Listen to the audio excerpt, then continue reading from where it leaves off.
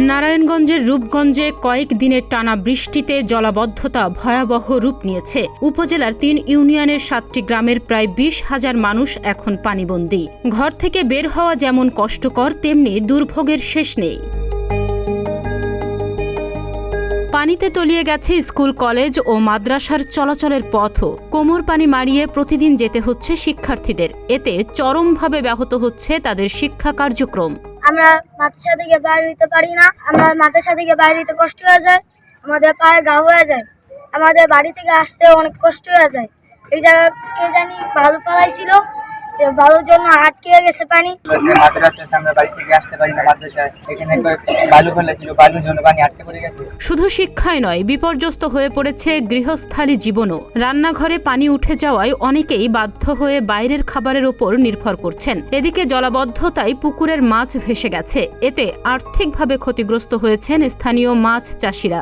আমরা এই পানি অবস্থায় বন্দী হয়ে গেছি, কেন এই কামাল কোম্পানির এই চতুর্দিকে বালু ফালাইয়া আমগো রাস্তাঘাট সম্পূর্ণ বন্ধ করে দিছে। এই পানি কোনো দিকে বাড়ি করে না।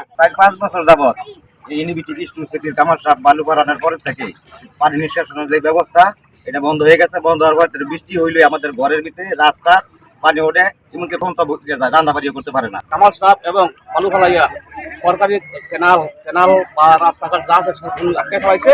তাদের জলবদ্ধতা মেঘ বৃষ্টি হইলে পানি যায় না, প্রত্যেক বাড়ি ঘর বৃষ্টি সময় আমরা বিপদের মধ্যে আছি। অপরিষ্কার পানি ও আবর্জনার মধ্যে চলাচল করায় পানিবাহিত রোগে আক্রান্ত হয়েছেন অর্ধ শতাধিক মানুষ।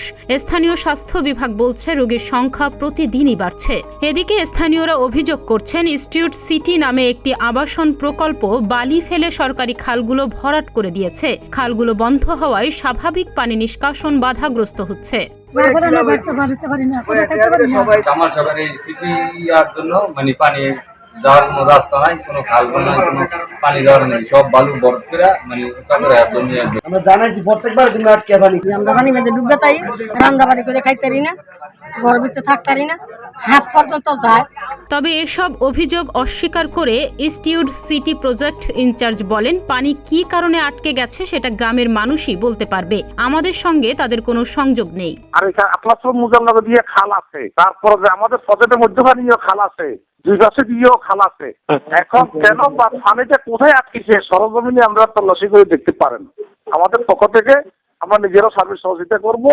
আমাদের কারণে কোনো জায়গা দিয়া জলবদ্ধতা হয় নাই। হেদের পানি কি কারণে আটকে রেখে তারা উত্তর দেন, আমাদের প্রকল্পের ভিতরে কোনো পানি নেই। এ বিষয়ে পৌর প্রশাসক জানান, জলাবদ্ধতার বিষয়টি শুনেছি, সরেজমিনে গিয়ে গ্রামের মানুষের সঙ্গে কথা বলে সমস্যা সমাধানের চেষ্টা করা হবে। আপনারা জানেন যে হচ্ছে এই অনেকগুলো হচ্ছে প্রজেক্ট এখানে চলমান। তো এখন 9 নম্বর ওয়ার্ডে হচ্ছে যে জায়গার কথা আপনারা বলতেছেন সেটা প্রজেক্টের মধ্যে আছে কিনা সেটা একটু দেখতে হবে।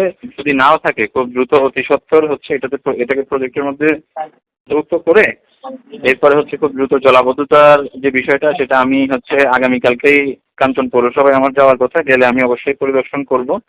আর পরিদর্শন পরবর্তী যদি হচ্ছে প্রজেক্টে না থাকে বা ইয়ে থাকে, অতি সত্বরই হচ্ছে জলাবদ্ধতা নিরসন করার জন্য পদক্ষেপ নেওয়া হবে। একদিকে জলাবদ্ধতা, অন্যদিকে পানিবাহিত রোগ, সব মিলিয়ে রূপগঞ্জের এই 7 গ্রামের মানুষের জীবন এখন দুর্বিষহ।